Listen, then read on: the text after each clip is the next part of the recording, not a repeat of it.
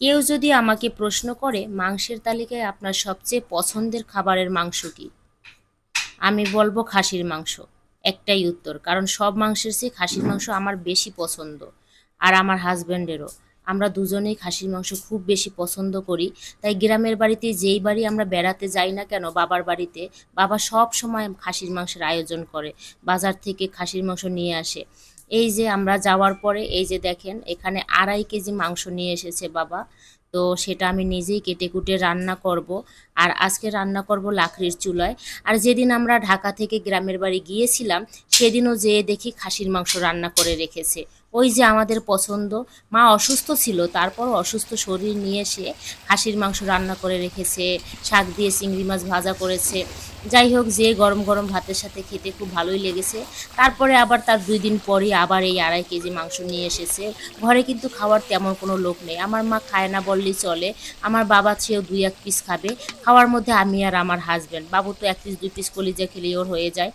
যাই হোক, তো 2.5 কেজি মাংস এনেছে, বলেছে যে রান্না করে তোমরা তোমাদের মন মতন করে খাবে। তো বাবার বাড়িতে গেলে প্রতিবারই আসলেই মন মতন খাওয়া হয় প্রতিটি মেয়েরই। বিয়ের পরে বাবার বাড়িতে গেলে মনে হয় কি অনেক খাওয়া যায়। নিজের বাড়িতে বা শ্বশুর বাড়িতে নিজের বাসায় যতই খাই না কেন, বাবার বাড়িতে গেলেই একমাত্র মেয়েদের মনে হয় যেন খিদে দ্বিগুণ বেড়ে গেছে। তো এই যে দেখেন আমি মাংসটা কিন্তু ভালো করে লাকড়ি চুলায় কষিয়ে নিচ্ছি। আর এইখানে আস্ত আস্ত রসুন দিয়েছি খাসির মাংসের ভিতরে, কারণ আমার বাবা তারপরে আমরা আস্ত রসুন খেতে ভালোবাসি মাংসের ভিতরে। তো এটা খুব বেশ পছন্দের আমাদের, তাই জন্য দিয়ে নিয়েছি।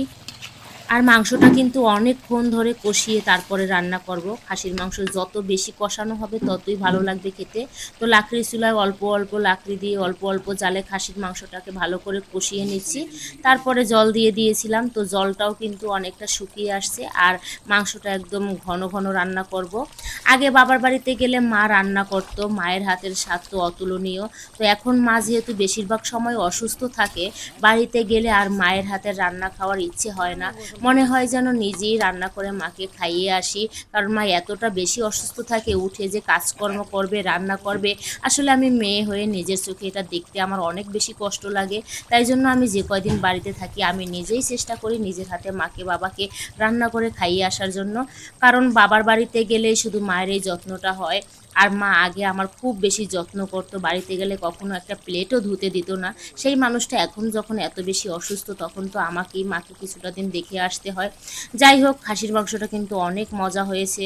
এর মধ্যে কিন্তু আমরা টেস্ট করে দেখেছি। আর রান্নাটাও কিন্তু অসাধারণ হয়েছে, দেখেন কতটা লোভনীয়। আর মেয়েরা বাবার বাড়িতে গেলেই কিন্তু তৃপ্তি করে খাওয়া দাওয়া করে। আর আমার বাবা যতদিন বেঁচে আছে ততদিন এই আদর যত্নটা পাবো। পরবর্তীতে বাবা মা না থাকলে কি আদর যত্ন পাবো সেটা আমি জানি না।